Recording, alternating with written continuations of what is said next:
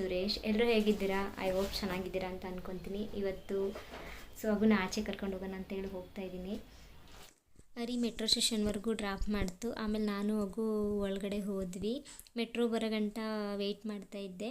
ಆಮೇಲೆ ಅಗು ಆಟ ಆಡ್ತಾ ಇದ್ನಲ್ಲ, ಅದು ನನಗೆ ವಿಡಿಯೋ ಕ್ಯಾಪ್ಚರ್ ಮಾಡ್ಕೊತಾ ಇದ್ದೆ. ಅವ್ನು ತುಂಬ ಖುಷಿಯಾಗಿ ಎಂಜಾಯ್ ಮಾಡ್ತಾಯಿದ್ದ.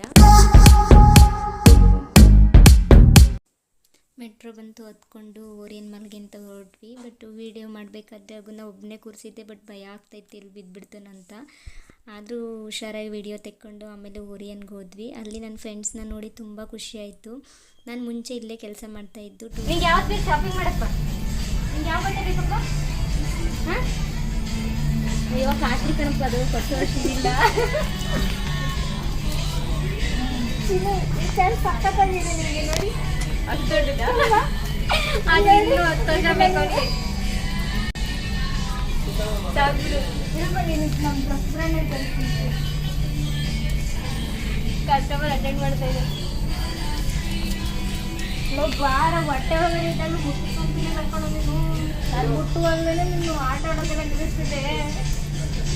ನೀವು ಸೆಲ್ಫಿ ಇಡಿ. ಹಂಗೆ ಸಣ್ಣ ಆಗೋನಲ್ಲ ನಮಗೆ ಪಾಪು. ಸಾಕ್ಬಿಡಿದ ಅಗು ಅವ್ನು ಚೂಸ್ ಮಾಡಿದ ಬಟ್ಟೆನೆಲ್ಲ ಟ್ರೈ ಮಾಡೋಕ್ಕೆ ಟ್ರಯಲ್ ರೂಮ್ಗೆ ಹೋಗೋಣ ಅಂತ ಹೇಳ್ತಾ ಇದ್ದ. ಆದರೂ ಒಂದು ಶರ್ಟ್ ಟ್ರೈ ಮಾಡಿಸ್ದೆ. ಆ ಶರ್ಟ್ ಇಷ್ಟ ಆಯಿತು ಅನಿಸುತ್ತೆ. ಅವನು ಶಾಪಿಂಗ್ ಬ್ಯಾಗ್ ಹಾಕ್ಕೊಂಡು ಬಿಲ್ ಮಾಡ್ಸೋಣ ನಡಿ ಅಂತ ಹೇಳಿ ಕರ್ಕೊಂಡು ಹೋಗ್ತಾನೆ. ಬಿಲ್ಲಿಂಗ್ ಹೋಗ್ತಿದ್ದೀನಪ್ಪ? ಬಿಲ್ಲಿಂಗ್ ಹೋಗ್ತಿದ್ಯಾ? ನೋಡೋಣ ಬಾರಪ್ಪ.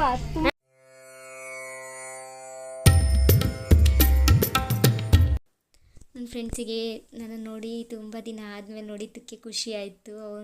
ಅವನು ಕೇಳಿದ್ನೆಲ್ಲ ಬಟ್ಟೆನೆಲ್ಲ ಬ್ಯಾಗ್ ಹಾಕ್ತಾಯಿದ್ರು. ಅವನು ಬಿಲ್ ಮಾಡಿಸ್ಕೊಂಡು ಆಚೆಗೆ ಹೋಗೋಣ ಅಂತ ಹೇಳ್ತಾ ಇದ್ದ. ನಾನು ಆಮೇಲೆ ಅವನ್ನ ಮೇಲ್ಗಡೆ ಕಿಡ್ಸೋನಲ್ಲಿ ಆಟ ಆಡ್ಸೋಣ ಅಂತ ಹೇಳ್ಬಿಟ್ಟು ಕರ್ಕೊಂಡು ಬಂದು ಅಲ್ಲಿ ಕಾರ್ ನೋಡಿಬಿಟ್ಟು ಅವನು ಆಟ ಆಡೋಕ್ಕೆ ಅಂತ ಹೇಳಿ ಹೋದ. ಬಟ್ ಅವನು ಆ ಕಾರ್ ನೋಡೋ ಅವ್ನು ಖುಷಿ ನೋಡಬೇಕಿತ್ತು. ಓಡಿಸ್ತೀನಿ ಅಂತ ಹೇಳ್ಬಿಟ್ಟು ಅದರಲ್ಲಿ ಸ್ವಲ್ಪ ಹೊತ್ತು ಆಟ ಆಡಿಸ್ಕೊಂಡು ಟೈಮ್ ಸ್ಪೆಂಡ್ ಮಾಡಿದೆ. ಕಾರ್ ಎಲ್ಲಿಗೆ ಓಡಿಸ್ತಿದೀಯವ? ಅಣ್ಣನ ತಗ ಹೋಗ್ತೀಯಾ?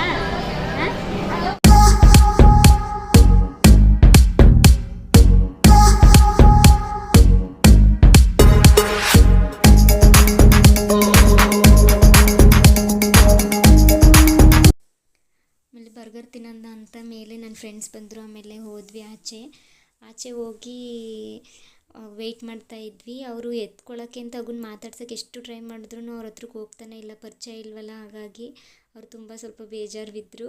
ಆಮೇಲೆ ಬರ್ಗರ್ ತಿನ್ಕೊಂಡು ಫ್ರೆಂಚ್ ಫ್ರೈಸ್ ತಿನ್ಕೊಂಡು ಸ್ವಲ್ಪ ಹೊತ್ತು ಟೈಮ್ ಸ್ಪೆಂಡ್ ಮಾಡಿದ್ವಿ.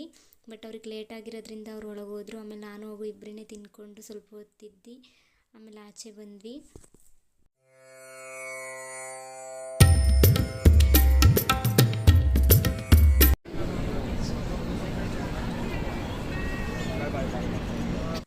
ಲೇಕ್ ಸೈಡು ಚೆನ್ನಾಗಿರುತ್ತೆ ಅಂತ ಹೇಳ್ಬಿಟ್ಟು ಈ ಕಡೆ ಕರ್ಕೊಂಡು ಬಂದು ಆಟ ಆಡಿಸ್ತಾ ಇದ್ದೆ. ಬಟ್ ವೆದರ್ ಸ್ವಲ್ಪ ಕೂಲಾಗಿದ್ದರಿಂದ ಅವನಿಗೂ ಸ್ವಲ್ಪ ಹೊತ್ತು ಆಟ ಆಡೋಕ್ಕೆ ತುಂಬ ಚೆನ್ನಾಗಿತ್ತು.